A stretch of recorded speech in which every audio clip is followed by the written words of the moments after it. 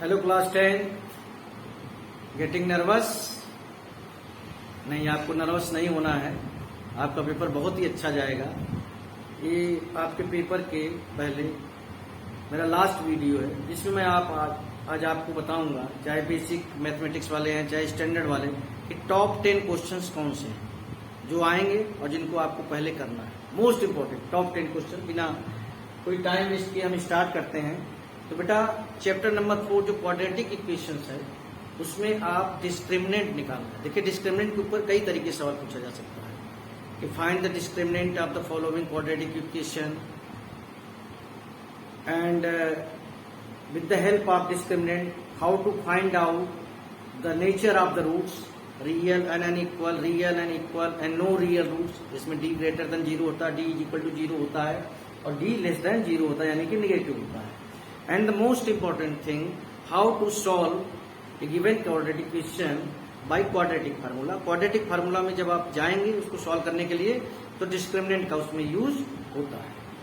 तो पहला क्वेश्चन जो है, एक क्वेश्चन जरूर डिस्क्रिमिनेंट से रिलेटेड आएगा। Discriminant B square minus 4ac, formula याद कर लीजिए। अल्फा बीटा कैसे निकालते हैं? Minus B plus under root D upon 2a minus B minus under root D upon 2a, ऐसे करके अल्फा और बीटा निकालते हैं। और डिस्क्रिमिनेंट की हेल्प से हम ये कैसे पता करते हैं कि नेचर ऑफ रूट्स क्या है। ये हो गई चैप्टर नंबर 4 की बात, जिसमें से डिस्क्रिमिनेंट से रिलेटेड एक क्वेश्चन 100% आएगा। ये हो गया आपका पहला क्वेश्चन, जिसके बारे में मैं बात कर रहा हूं। अब आते हैं चैप्टर नंबर 5 एपी में। एपी में देखिए, कुल मिला के दो फार्मूले हैं। A n is equal to a plus n minus 1 d, जिसको आप ऐसे भी लिख सकते हैं a 7 is equal to a plus 6 d, जानते हो आप। A 10 is equal to a plus 9 d, इन चीजों को आप जानते हो। तो क्वेश्चन कैसा पूछा जाएगा? सबसे पहले तो एपी में सबसे पहले ये पूछा जा सकता है कि check whether the given series is in AP or not. जैसे मैं लिख रहा हूं, ध्यान से देखिएगा।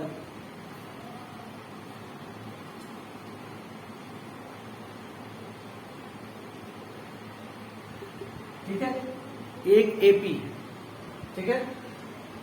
पूछा जा सकता है कि check whether the given series is in AP or not. A AP में है कि नहीं है, तो उसके लिए आपको a2 माइनस a1 निकालना होगा। सेकेंड टर्म में से फर्स्ट टर्म को माइनस करेंगे, थर्ड टर्म में से सेकेंड को माइनस करेंगे। If a2 minus a1 is equal to a3 minus a2 then the given series is in AP. ये भी पूछा जा सकता है, find the common difference of the following series, या फिर ये सीरीज दी है फाइंड द 15 टर्म 17 टर्म, जो भी है फार्मूला आपका यही लगना है। 15 टर्म पूछ रहा है तो a प्लस 14d, तो d निकालना, कॉमन डिफरेंस निकालना अगर आप सीख गए हैं तो ये क्वेश्चन इसके ऊपर आएगा। एक क्वेश्चन और आता है कि इफ द 10th टर्म यानी a प्लस 9d मान लो 20 है, and 15 term a plus 14d जो है आपका वो 30, देन फाइंड द सीरीज। तो 10th टर्म और 15 टर्म के लिए ऐसे बोला है, आपने लिखा, और इसको एलिमिनेशन मेथड से आप सॉल्व कर लेंगे। ए और डी की वैल्यू आ जाएगी। व्हाट आई मीन टू से, जो फार्मूला है आपका a n is equal to a plus n minus 1डी, जिससे ये सारी चीजें निकल कर आती हैं, इसके ऊपर इस तरीके का एक क्वेश्चन जरूर आएगा। और एक क्वेश्चन और आने का है कि इसी चीज को अगर लिख दिया जाए 5 प्लस 12 प्लस 19, ऐसे करते हुए 50 टर्म्स, तो आपको केवल लिखा होगा इवेल्युएट, यानी आपको सम पता करना है। तो ए 5 है, डी आपका 7 आ जाएगा, और 50 टर्म एन आपका 50 दिया हुआ है। इसी क्वेश्चन को थोड़ा सा बदलते हैं और इसमें ये लिखेंगे plus dash dash dash plus 285। इस क्वेश्चन में क्या करेंगे बेटा? इस क्वेश्चन में ए आपका 5 है, डी आपका 7 है, ए आपका 285, ए एन है, a n is equal to a plus n minus 1डी लगा के सबसे पहले आप एन फाइंड आउट कर लेंगे। एन फाइंड आउट करने के बाद आप एस एन का फार्मूला लगाएंगे। एस एन के दो फार्मूले होते हैं, एक होता है n/2 2a plus n minus 1डी, और दूसरा वाला जो होता है S N is equal to n/2 a plus A N. आपको मैं बता दूं, जो मैं ए एन बोलता हूं, कभी बार एग्जाम में टी एन लिख के आ जाता है, एन लिख के आ जाता है, ये सारे लास्ट टर्म के लिए इंडिकेट होते हैं। तो आपको एपी के अगर ये दोनों फार्मूले, एक तीसरा ये भी हो गया, फार्मूले याद है तो आप कॉमन डिफरेंस निकाल सकते हो। अगर सम पूछा है, कोई भी चीज पूछा है, तो इस तरह से कोई चीज पूछी है तो एटलीस्ट आप कॉमन डिफरेंस निकालने के बाद फार्मूले लिखोगे तो स्टेप मार्किंग होगी, आपको मार्क्स मिलेंगे। इस बात का आप ध्यान रखना। और मैंने बता रखा है मोस्ट इंपॉर्टेंट थिंग, मैं पहले भी वीडियो में बता चुका हूं कि फाइंड द वैल्यू ऑफ के। इस तरीके के question 2k minus 1, k plus 4 and 3k minus 8 are in AP. अगर ये एपी में है तो आप वैल्यू पता कीजिए किसकी, के की। यहां पर भी होगा a2 minus a1 equal to a3 minus a2। एक लास्ट चीज, दो क्वेश्चन और मैं बताऊंगा एपी में, आपको आता भी है, वीडियो में डिस्कशन हो गया। Find how many numbers are divisible by 7 lying between 100 and 300। ऐसे क्वेश्चन में कैसे फर्स्ट टर्म निकालते हैं, लास्ट टर्म निकालते हैं, कॉमन डिफरेंस क्या होता है। डिविजिबल बाय 7 करा है तो कॉमन डिफरेंस डी ही होगा। इसमें भी पूछा जा सकता है कि find the sum of all multiples of 7 lying between 100 and 500। तो यहाँ पर जैसे आपने पहले n निकाला था, n निकालने के बाद फिर SN का फार्मूला लगा देंगे अगर सम पूछ रहा है तो। लास्ट क्वेश्चन जो सबसे ज्यादा मैं सोचता हूं कि आपके एग्जाम में आएगा, if SN is equal to 3 minus n square then 3n minus n square, suppose करिए 3n minus n square, then find 7th term. ये 7 के लिए S7 माइनस S6 कर लेंगे आप। इसी तरह अगर 10th तक पूछता S10 माइनस S9। ये हो गई एपी की बात, जहां से क्वेश्चंस पूछे जा सकते हैं। इसके अलावा भी क्वेश्चन आएंगे, लेकिन मैं आपको मोस्ट इंपॉर्टेंट चीज बता रहा हूं कि कहां से कौन से क्वेश्चन आ रहे हैं। अब अरिथमेटिक प्रोग्रेशन के बाद हम चलते हैं चैप्टर नंबर 10, सर्किल के पास चलते हैं। 9th में चलते हैं। 9th में तो आपको मैं बता दूं, शुरू के जो सिंगल ट्राइंगल के क्वेश्चन है, सिंगल मीन्स इसमें केवल एक ट्राइंगल बनता है, एप्लीकेशन ऑफ ट्रिग्नोमेट्री, जिसको आप हाइट एंड डिस्टेंस कहते हो। तो शुरू के जो 7 क्वेश्चन हैं उसमें केवल एक ट्राइंगल बनता है, और अगर उसमें आप एंगल सही बना लेते हो, एक साइड दिया रहता है, दूसरा पता करना होता है।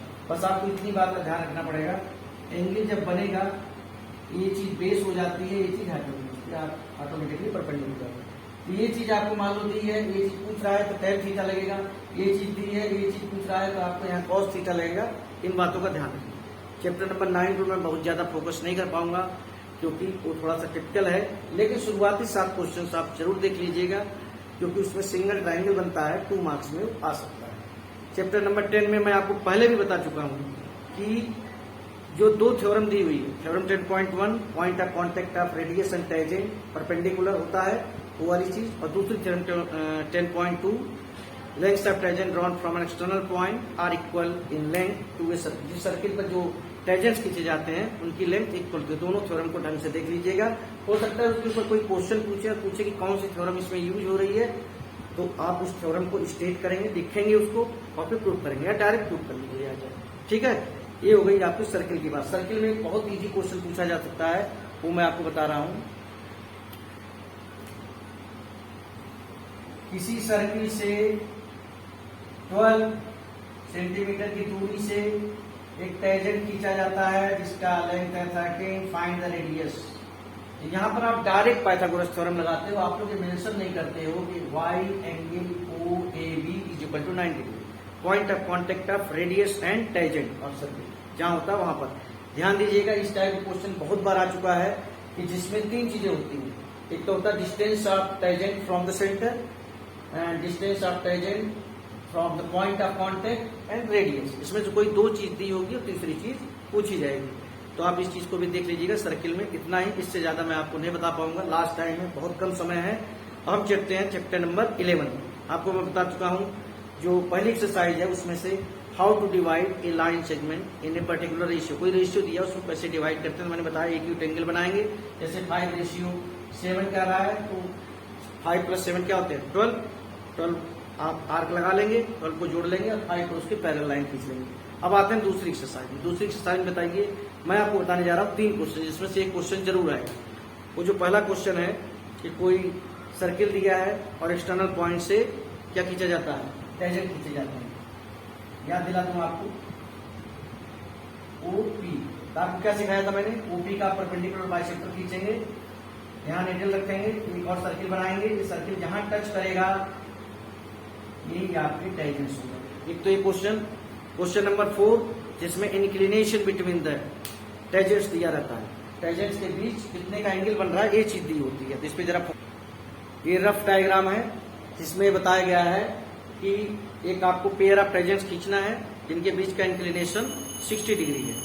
तो आपको मैं बता चुका है 90 डिग्री का होता है, 90 डिग्री का होता है। तो ये एंगल पता करने के लिए 180 में से इसको सब्ट्रैक्ट कर लेते हैं। 120 आ गया भाई साहब। अब कैसे करेंगे कंस्ट्रक्शन? कंस्ट्रक्शन के लिए मैं बता चुका हूँ कि कोई एक रेडियस बनाएंगे आप, रेडियस थोड़ा इधर होगा, यहाँ 120 बनाना है, 60 120 हो गया। फिर आप यहाँ पर 90 डिग्री के एंगल बनाएंगे, यहाँ पर भी 90 डिग्री के एंगल बनाएंगे और दोनों जाके जहां पे काटेंगे वो ऑटोमेटिकली 60 डिग्री का एंगल बन जाएगा। तो पेयर ऑफ टेंजेंट्स है। उसके बाद कंस्ट्रक्शन में ही जैसे पेज पलटेंगे आप, एक क्वेश्चन दिया है जिसमें एक ट्राइंगल है जिसमें BC दिया है 8 सेंटीमीटर का, AB दिया है 6 सेंटीमीटर का, 90 डिग्री का यहाँ दिया हुआ है। ये आप बना लेंगे। उसके बाद मैं बता चुका हूँ कि इस BC साइड का हम परपेंडिकुलर बाइसेक्टर खींचेंगे। क्या खींचेंगे? परपेंडिकुलर बाइसेक्टर, जिससे इसका मिड पॉइंट पता चल सके। अब यहाँ आप नीडल रखेंगे, यहाँ आप पेंसिल रखेंगे, एक सर्किल बनाएंगे। सर्किल बनाने के बाद आप BD एक परपेंडिकुलर खींचना है AC के ऊपर। तो किसी भी सर्किल का, ये सर्किल है, इसका डायमीटर, इसके दोनों एंड कहीं पर आप ज्वाइन करते हैं तो यहाँ एंगल कितने का बनता है? 90 डिग्री का, जिसे कहा जाता है angle in the semi circle. Same is here, BC is the diameter of this circle. एक एंड पॉइंट यहाँ पर है, दूसरा ये है, यहाँ पर एंगल 90 डिग्री का बन गया। तो BD परपेंडिकुलर है, देखते हैं। तो आपका यही है AB को मेजर कर लीजिए, इधर आर्क लगा दीजिए, दूसरा टेंजेंट आपका ये हो जाएगा। तो ये हो गया भाई आपका कंस्ट्रक्शन को लेकर डिस्कशन। ठीक है। कंस्ट्रक्शन के बाद चैप्टर नंबर 13 में देखिए आपको फार्मूले याद है, तो फार्मूले याद है तो उससे आपको चैप्टर नंबर 13 जैसे 9 चैप्टर था, 13 के बारे में आज आपको ज्यादा डिस्कशन नहीं कर पाऊंगा। लेकिन अगर आपको क्यूबॉइड ट्यूब सिलेंडर से रिलेटेड कोई क्वेश्चन आ गया है और आपको फार्मूला आता है तो फार्मूला मेंशन कर देना। और एक चीज का ध्यान रखना कि कोई एक चीज को मेल्ट करके दूसरी चीज बनाई जा रही है तो तब ऐसे केस में दोनों चीज का वॉल्यूम इक्वल रखा जाता है। बस इस बात का ख्याल रखना। लास्ट चैप्टर नंबर 14 जिसमें से 2 क्वेश्चंस आने हैं मतलब आने ही आने हैं मीन मीडियन मोड के ऊपर। मीन केवल 2 मेथड है, direct method and assumed mean method. तो अगर वैल्यूज बड़ी दी है तो एज्यूम्ड मीन से करेंगे, अदरवाइज डायरेक्ट से करेंगे। अच्छा, मीन मान लो दिया हुआ कोई अननोन क्वांटिटी पता करनी है, देन यूजिंग डायरेक्ट मेथड आप मीन दिया है और अननोन क्वांटिटी पता करेंगे। Same is with median. Median में भी आप पहले क्यूमुलेटिव फ्रीक्वेंसी निकालेंगे, तो जाहिर सी बात है मीडियन का फार्मूला भी आप अच्छी तरह याद कर लीजिए, एक क्वेश्चन कर लीजिए, कोई दिक्कत वाली बात नहीं है। और मोड में भी यही है, फार्मूला आपको आना चाहिए। अब आपकी एक्सरसाइज में दिया हुआ क्वेश्चन दिया, कल मैं क्वेश्चन पेपर में दिया कि अननोन क्वांटिटी भी दी होती है। जैसे कि आपसे पूछा जाता है मोडल फ्रीक्वेंसी। मोडल फ्रीक्वेंसी क्या चीज होती है? जो सबसे बड़ी फ्रीक्वेंसी होती है उसे कहा जाता है मोडल फ्रीक्वेंसी। और मोडल फ्रीक्वेंसी के सामने जो क्लास इंटरवल होता है उसे कहा जाता है मोडल क्लास इंटरवल। तो जो मोडल क्लास इंटरवल होता है 10 to 20 मान लिया, तो लोअर लिमिट कहलाता है और ये अपर लिमिट कहलाता है।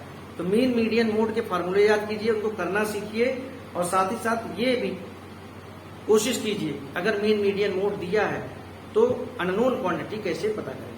तो जितनी चीजों को मैंने बताया है, बहुत कम समय बचा हुआ है, जल्दी से जल्दी आप उन चीजों को रिवाइज कर लें और अपने ऊपर विश्वास रखें। जितनी चीजें मैं आज आपको ये लास्ट वीडियो दे रहा हूँ, हाँ, इसको आप करके जाएंगे तो इसमें से क्वेश्चन, ढेर सारे क्वेश्चंस आपको वहां पर मिलेंगे और आप अपना पेपर बहुत इजीली, अपने आप को कूल एंड काम रखिए, कोई परेशानी वाली बात नहीं है। बेस्ट ऑफ लक, आप पेपर अच्छा करके आएंगे। अब भी आप अपने सारे फार्मूले रिवाइज कीजिए, जो फार्मूले हैं, चाहे स्टैंडर्ड वाले चाहे बेसिक वाले, फार्मूले आपको याद रहना चाहिए। और कुछ चीजें जो हैं, जो आप, जिस पे आपकी अच्छी पकड़ है, अच्छा होल्ड करते हैं आप, उनको आप ध्यान में रखते हुए आप क्वेश्चन पेपर कीजिए, कोई दिक्कत वाली बात नहीं है। तो जो चीजें मैंने आज बताई, अगर इसको आप करोगे, जल्दी से कर लीजिए आप, क्योंकि समय कम है, कल आपके क्वेश्चन पेपर में आएंगे। Thank you.